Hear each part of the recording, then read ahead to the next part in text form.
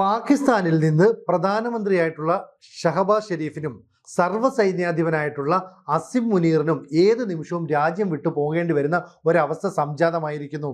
അവിടുത്തെ ജനങ്ങൾക്ക് തങ്ങളെ സംരക്ഷിക്കാൻ കഴിയുന്ന ഭരണാധികാരികളല്ല ഇരുവരുമെന്നുള്ള ബോധ്യമുണ്ടാവുകയും ഒരു വലിയ കലാപം ഇസ്ലാമാബാദിലേക്ക് വ്യാപിക്കാൻ സാധ്യതയുണ്ടെന്നുള്ള ഇൻ്റലിജൻസ് വിവരങ്ങളുമൊക്കെ പുറത്തു വരുന്നുണ്ട്. ഇന്ത്യ തുടർച്ചയായിട്ട് പാകിസ്ഥാന് നൽകുന്ന പണികളെ അതിജീവിക്കാൻ അവർക്ക് കഴിയുന്നില്ല. ഇപ്പോൾ ഏറ്റവും ഒടുവിലായിട്ട് ജമ്മു കാശ്മീരിലെ ചെനാബ് നദിയിൽ നമ്മൾ സാമ്പൽകോട്ട് ജലവൈദ്യുത പദ്ധതി സ്ഥാപിക്കുകയാണ്.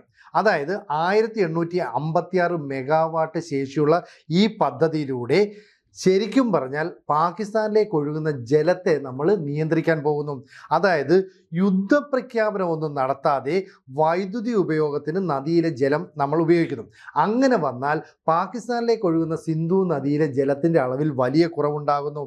സ്വാഭാവികമായ മാറ്റങ്ങൾ ഉണ്ടാകും, വരൾച്ച ഉണ്ടാകാം. അപ്പം നയതന്ത്രപരമായ കാര്യങ്ങളിലൊക്കെ തന്നെ കൃത്യമായി ഇടപെടൽ ഇപ്പോൾ ഇന്ത്യ നടത്തിക്കൊണ്ടിരിക്കുന്നു. പാകിസ്ഥാനിലെ ഉധംപൂർ, അതുപോലെ തന്നെ റംബാൻ തുടങ്ങിയ ജില്ലകളിലായിട്ട് വ്യാപിച്ച് കിടക്കുന്ന ഈ സാവൽകോട്ട് ജലവൈദ്യുത പദ്ധതി എന്ന് പറയുന്നത് നമ്മുടെ ഒരു കൃത്യമായ ആഘാതമാണ് എന്ന് വേണമെങ്കിൽ പറയാം.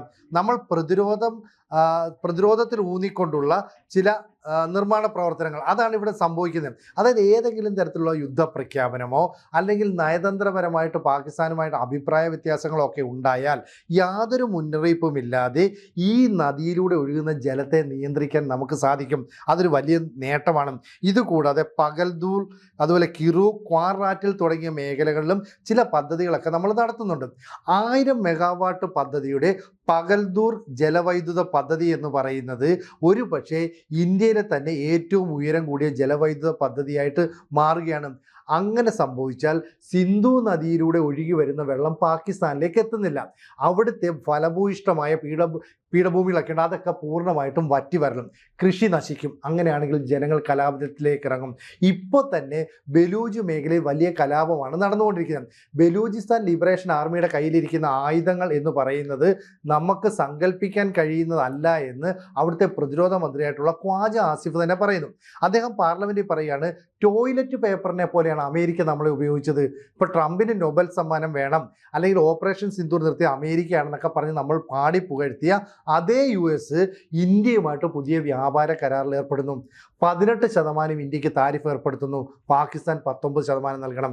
അപ്പോൾ ബലൂജ് മേഖലയിലെ മിനറൽസ് ആൻഡ് മെറ്റൽസ് ഒക്കെ ധാരാളമുണ്ടെന്നും അത് അമേരിക്കയ്ക്ക് നൽകാമെന്നും ഒക്കെ പറഞ്ഞ് ഇവിടുന്ന് അസിം മുനീറും അതുപോലെ ഷഹബാസ് ഷെരീഫും ഒക്കെ ഒരു പെട്ടിയും എടുത്ത് അമേരിക്കയ്ക്ക് പോയി.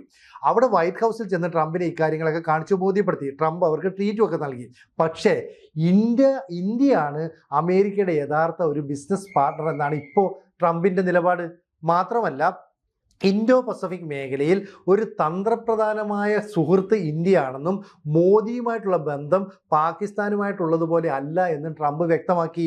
ഈ ബലൂജ് മേഖലയിൽ വലിയ കലാപം ഉണ്ടായ സമയത്ത് അതിനെ നിയന്ത്രിക്കാനായിട്ട് അവിടെ ഒരു പാകിസ്ഥാൻ്റെ സൈന്യത്തിൻ്റെ നിയന്ത്രണത്തിലുള്ള ലഫ്റ്റനന്റ് കേണലുണ്ട് ഇമ്രാൻ ദയാൽ അങ്ങോട്ടേക്ക് പോയപ്പോൾ കാറ് തടഞ്ഞു നിർത്തി അജ്ഞാതർ, ഇരുചക്ര വാഹനത്തിലെത്തിയ അജ്ഞാതർ വെടിവെച്ചങ്ങ് കൊന്നു.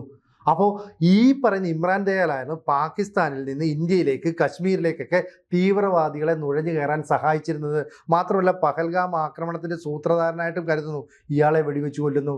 അതിനുശേഷം അവിടെ ഒരു ഷിയ പള്ളിക്ക് നേരെ ആക്രമണം നടന്നു. ഷിയ പള്ളിയിലേക്ക് ഉസ്ബെക്കിസ്ഥാൻ പ്രസിഡന്റായിട്ടുള്ള ഗർക്കത്ത് മർസിയായോ സന്ദർശനം നടത്തിയതിന് തൊട്ടു മുമ്പാണ് അവിടെ ഒരു ചാവേർ സ്ഫോടനം ഉണ്ടായത്. ഇതിന് സമാനമായിട്ട് നേരത്തെയും ഉണ്ടായി. ഇസ്ലാമാബാദിലെ ജുഡീഷ്യൽ കോംപ്ലക്സ് അവിടെ വലിയ സ്ഫോടനം ഉണ്ടായി, 12 പേര് കൊല്ലപ്പെട്ടു. അതിൻ്റെ തൊട്ടടുത്ത ദിവസം ബലൂജ് മേഖലയിൽ 36 പേരാണ് ഒരു സ്ഫോടനത്തിൽ കൊല്ലപ്പെട്ടത്. ഇതിന് സമാനമായിട്ട് ഇപ്പോൾ ഖൈബർ പഖ്തൂൺഖ്വ മേഖല, ബലൂജ് മേഖല, സിന്ധ് മേഖല, ഇവിടെ എല്ലാം തന്നെ കലാപം ഉണ്ടായിക്കൊണ്ടിരിക്കുക. ഇതിനെ നിയന്ത്രിക്കാൻ അസിം മുനീർ എന്ന് പറയുന്ന ഫീൽഡ് മാർഷലിന് സാധിക്കുന്നില്ല. പാകിസ്ഥാൻ സൈന്യം ഒരു പരാജയപ്പെട്ട സൈന്യമാണെന്ന് അവിടുത്തെ പ്രതിരോധ മന്ത്രി ഖ്വാജ ആസിഫ് തന്നെ വ്യക്തമാക്കുന്നു. ഹാൻഡിക്യാപ്ഡാണ് പാക് സൈന്യം. ഈ ബലൂജ് പോരാളികളുടെ കയ്യിലിരിക്കുന്ന അത്ര മികച്ച ആയുധങ്ങൾ, അവരുടെ തന്ത്രങ്ങൾ, ഇതൊന്നും തന്നെ പാക് സൈന്യത്തിൻ്റെ കയ്യിലില്ല.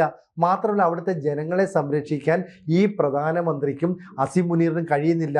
അങ്ങനെ ഖൈബർ പക്തൂൺഖ മേഖലയിലും ബലൂജ് മേഖലയിലും ഉണ്ടാകുന്ന ആഭ്യന്തര കലാപത്തെ തുടർന്ന് ആളുകൾ ഇനി ഇസ്ലാമാബാദിലേക്ക് പോകും. ഒരു പക്ഷേ അസിം മുനീറിനെ ജീവനോടെ പോലും ചുട്ടരിച്ചേക്കാം. കാരണം അമേരിക്കയുടെ പിന്തുണയില്ല, രാജ്യത്തെ ജനങ്ങളുടെ പിന്തുണയില്ല, സൈന്യം പോലും പരാജയപ്പെട്ട് ഓടുന്ന അവസ്ഥ.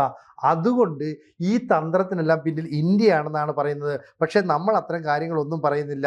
ഇപ്പം മിഡിൽ ഈസ്റ്റിലും സെൻട്രൽ ഏഷ്യയിലും ആ മേഖലകളിൽ നിന്നൊക്കെ തന്നെ വലിയ തോതിൽ ഒരു സഹായം പാകിസ്ഥാന് കിട്ടുന്നില്ല. മാത്രമല്ല ഇപ്പം ഈ അക്സായി ചിഹ്നും അതുപോലെ പാക് ഒക്കുപൈഡ് കാശ്മീരും ഒക്കെ തന്നെ ഇന്ത്യയുടെ ഭാഗമാണെന്ന് കാണിക്കുന്ന ഒരു മാപ്പ് അമേരിക്ക പുറത്തു വിട്ടു. പ്രതീകാത്മകമായ മാപ്പാ. പക്ഷേ ഇതാണ് ഇന്ത്യയുടെ ഒഫീഷ്യൽ മാപ്പ്. അതിൽ പാക് ഒക്കുപൈഡ് കാശ്മീർ ഇന്ത്യയുടെ ഭാഗമാണെന്ന് അടയാളപ്പെടുത്തി എന്ന് പറഞ്ഞാൽ നാളെ POK ഇന്ത്യ ആക്രമിച്ച് സ്വന്തമാക്കിയാലും ഒന്നും മിണ്ടാതിരിക്കാനേ പറ്റുകയുള്ളൂ. അതുകൊണ്ടാണ് അവിടുത്തെ ജനങ്ങൾ, സൈന്യമൊക്കെ തന്നെ അസിം മുനീറിനെതിരെ, ഷഹബാസ് ഷെരീഫിനെതിരായിട്ടുള്ള നിലപാടെടുക്കുന്നത്. ഇവിടെ കലാപം ഉണ്ടാകുമ്പോൾ ആസിഫ് അലി സർദാരി എന്ന് പറയുന്ന പ്രസിഡന്റ്, അതുപോലെ തന്നെ ഈ പറയുന്ന അസിം മുനീർ എന്ന് പറയുന്ന സർവ്വസൈന്യാധിപൻ, ഇവരൊക്കെ അപലപിച്ചിട്ട് മാത്രം കാര്യമില്ല. ഇവർക്ക് രാജ്യത്തെ ജനങ്ങളെ രക്ഷിക്കാനായിട്ട് കഴിയുന്നില്ല എന്നുള്ളതാണ് ഏറ്റവും വലിയ ഒരു പ്രതിസന്ധി എന്ന് പറയുന്നത്. അപ്പോൾ ഭൗമരാഷ്ട്ര പദ്ധതികളെല്ലാം തന്നെ അട്ടിമറിക്കാൻ കഴിയുന്ന രീതിയിൽ, ഏഷ്യയിലെ പദ്ധതികൾ അട്ടിമറിക്കാൻ കഴിയുന്ന രീതിയിൽ പുതിയ പുതിയ ജലവൈദ്യുത പദ്ധതികൾ ഇന്ത്യ കൊണ്ടുവരുന്നു. അത് പാകിസ്ഥാന് വലിയ പ്രതിസന്ധി ഉണ്ടാക്കും. വരും മാസങ്ങളിൽ കടുത്ത ജലദൗർലഭ്യം പാകിസ്ഥാനിൽ അനുഭവപ്പെടാനായിട്ട് പോവുകയാണ്.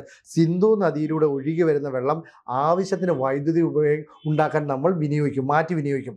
ഇത് യുദ്ധപ്രഖ്യാപനമൊന്നുമല്ല. സിന്ധു നദീജല കരാറിൽ നമ്മൾ മാറ്റം വരുത്തിയതോടുകൂടി ഏത് നീക്കവും പാകിസ്ഥാന്റെ നിലനിൽപ്പിനെ ബാധിക്കുമെന്ന കാര്യത്തിൽ യാതൊരു സംശയവും വേണ്ട. ഇപ്പോൾ പരിസ്ഥിതി മന്ത്രാലയത്തിൻ്റെ അനുമതി ലഭിച്ചതോടുകൂടി national hydro electric power corporation ഈ പറയുന്ന ജലവൈദ്യുത പദ്ധതി, അതായത് സാവൽകോട്ട് ജലവൈദ്യുത പദ്ധതിയുമായിട്ട് മുമ്പോട്ട് പോകുന്നു. 2026 ഡിസംബറോടെ പദ്ധതി പൂർത്തിയാകും. എന്ന് പറഞ്ഞാൽ ഈ വർഷം കഴിയുന്നതോടുകൂടി പാകിസ്ഥാനിൽ വലിയ ആഭ്യന്തര കലാപം ഉണ്ടാകാനുള്ള വെടിമരുന്ന് നമ്മൾ ഇട്ട് കഴിഞ്ഞു. ഇനി എങ്ങനെ അവർ അതിജീവിക്കും? അതുകൊണ്ട് അസിം മുനീറിന് ആ രാജ്യത്ത് നിലനിൽക്കണമെങ്കിൽ സൈന്യത്തെ രംഗത്തിറക്കി അവിടുത്തെ കലാപം അടിച്ചമർത്തണം. ഈ അഫ്ഗാനിസ്ഥാനിൽ നിന്ന് കടന്നു വരുന്ന സൈന്യത്തെ തിരിച്ചോടിക്കാനുള്ള നിലപാട് സ്വീകരിക്കണം. ഇതൊന്നും അസിം മുനീറിന് സാധിക്കുന്നില്ല, ഷഹബാസ് ഷെരീഫിനും സാധിക്കുന്നില്ല. ഒരു പക്ഷേ പണ്ടായിരുന്നെങ്കിൽ അമേരിക്കയിൽ അഭയം പ്രാപിച്ച് ചെല്ലാമായിരുന്നു, ബ്രിട്ടനിൽ ചെല്ലാമായിരുന്നു. പക്ഷേ UK യിലും അതുപോലെ തന്നെ ബെൽജിയത്തിലുമൊക്കെ തന്നെ ഒരു കശ്മീർ ഐക്യദാർഢ്യ ദിനം ആചരിക്കാൻ ശ്രമിച്ചപ്പോൾ പാക് എംബസിക്ക് മുമ്പിൽ വലിയ പ്രതിഷേധമുണ്ടായി. അങ്ങനെ ചുറ്റുമുള്ള രാജ്യങ്ങളിൽ നിന്ന് പ്രതിഷേധമുണ്ടായതോടെ യൂറോപ്പിലെ ഏത് രാജ്യമാണ് തങ്ങളെ സഹായിക്കുന്നതെന്ന് അറിയാതെ ആശങ്കയിലാണ് പാകിസ്ഥാൻ. സാമ്പത്തികമായി തകർന്ന് തരിപ്പണമാണ്. ഇപ്പോൾ ക്രമസമാധാന നില കൂടി തകർന്നതോടുകൂടി പാകിസ്ഥാനിലെ ജനങ്ങൾ ഏത് നിമിഷവും അസിം മുനീറിനെതിരെ, അതായത് സർവ്വസൈന്യാധിപനാണ്, ഫീൽഡ് മാർഷലാണ്, ഏത് നിമിഷവും ആക്രമണം നടത്തിയേക്കാം. ഷഹബാസ് ഷെരീഫിനെ ആക്രമിച്ച് കൊലപ്പെടുത്തിയേക്കാം. അപ്പോൾ രാജ്യം വിട്ടോടേണ്ട അവസ്ഥയിലേക്ക് ഇന്ത്യ പാകിസ്ഥാനെ കൊണ്ടുവന്ന് എത്തിച്ചു എന്ന് വേണമെങ്കിൽ നമുക്ക് പറയാം. കൂടുതൽ വാർത്തകളും വിശേഷങ്ങളും നിങ്ങളിലേക്ക് എത്താൻ ABC മലയാളം സബ്സ്ക്രൈബ് ചെയ്യുക, ബെൽബട്ടനും അമർത്തുക.